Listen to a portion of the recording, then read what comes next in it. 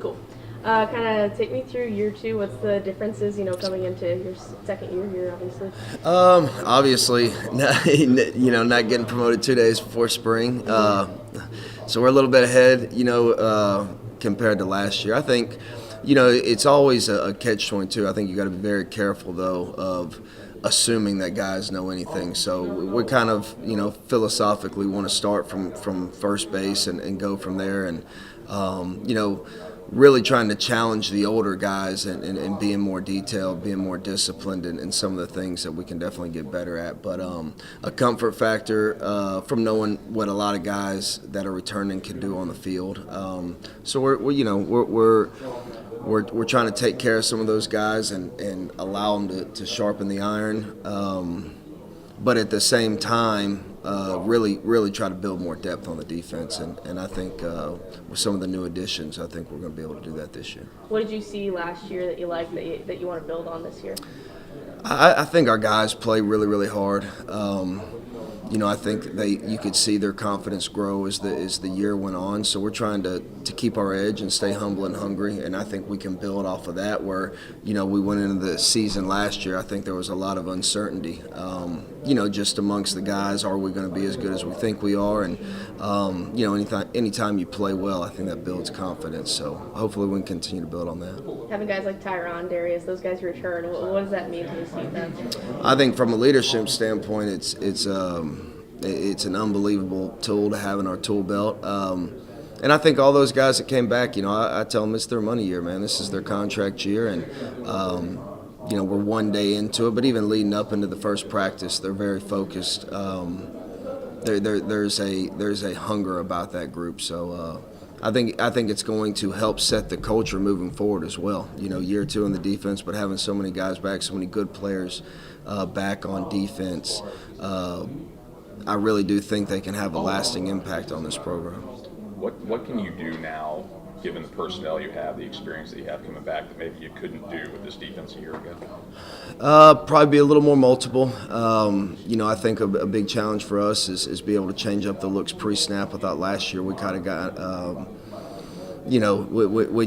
when you're in the middle of everything, you don't realize, but when you come back and look at self-scout, we can do so many things, so many better. But, from a pre-snap alignment standpoint, I think we can definitely improve in that. But also just being able to be more multiple. I look back at even the Kansas State game where it wasn't the guy's fault. It fell more on me where a certain call versus a certain offensive play, and the guys had never seen it, you know what I mean, and how to fit those. And now just having more experience in the scheme and be able to use same-as concepts, I think we can really grow in that category. Is there anybody that you see already, or maybe that you want to be kind of that defensive quarterback that is recognizing those things and maybe translating in real time from your calls onto the field and making that better? Yeah, I think, most of the guys, especially, when you talk about those type of guys, the linebackers and the safety, especially like JC and Joseph, they did a really good job in the first day unwinding some things, because they're able to see it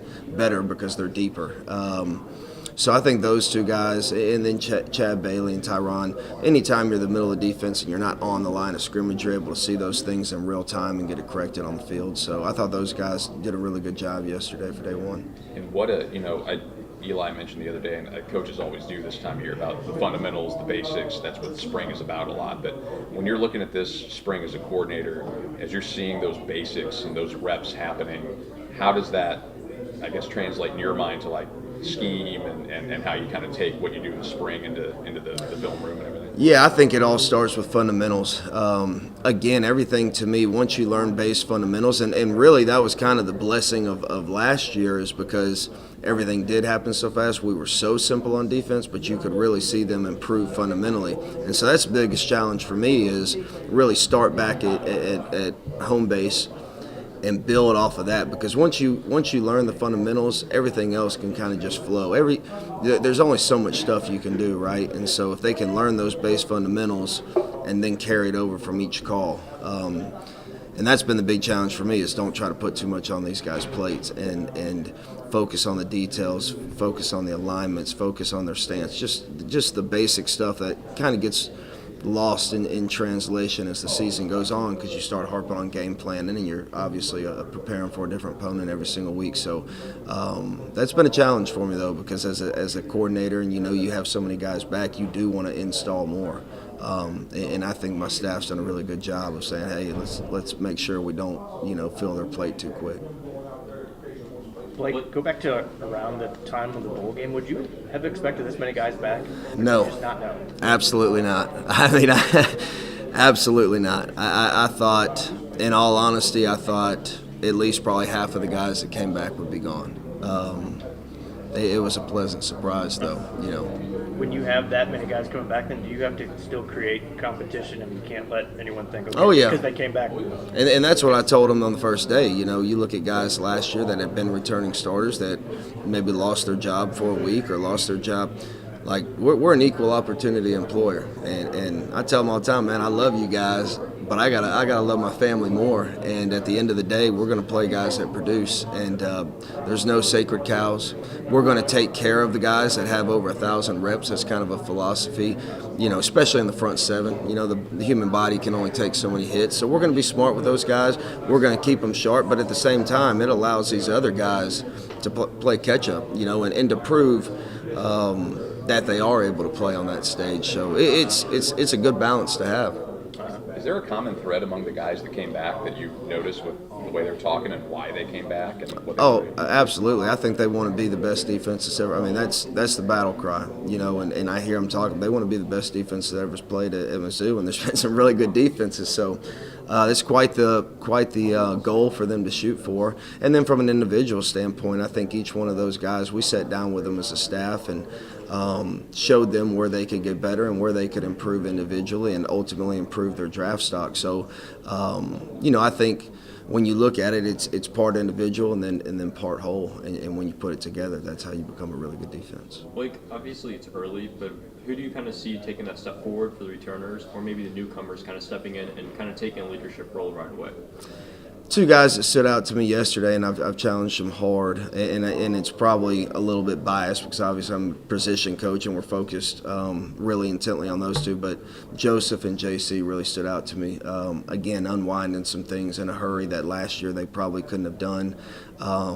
And then just the focus that they had on the sideline. JC's constantly was on the sideline asking me what the call was the first guy off the bench dapping guys off. And that's a really good sign to see because I don't think that's him human nature-wise. So I was really proud of those two guys yesterday, but there's still a long way to go. Eli said the other day that you guys have been digging into some of the numbers from 13 and 14 defensively when Mizzou won the East. What are you seeing there, and what are you hoping to maybe recreate? Takeaways, more takeaways. I think, and honestly, when you look at the big picture, and not specifically defense, but special teams wise, they were really, really good on takeaways and really good in special teams. So, Eli's had a really good track record, and when you look at college football as a whole, teams that win the turnover battle, and then you combine that with the explosive play battle, the number's astronomical. So we got to limit explosives, and we got to create more turnovers, and some of that scheme, some of that's missed opportunities, and some of it's just honestly being more aggressive at the ball. When we have an opportunity, we went back and watched a lot of self-scout, and there's a lot of times second man on the tackle instead of just going for the tackle, man, we got to think ball. So that's been the biggest thing I think we can improve on and demand more as a coaching staff.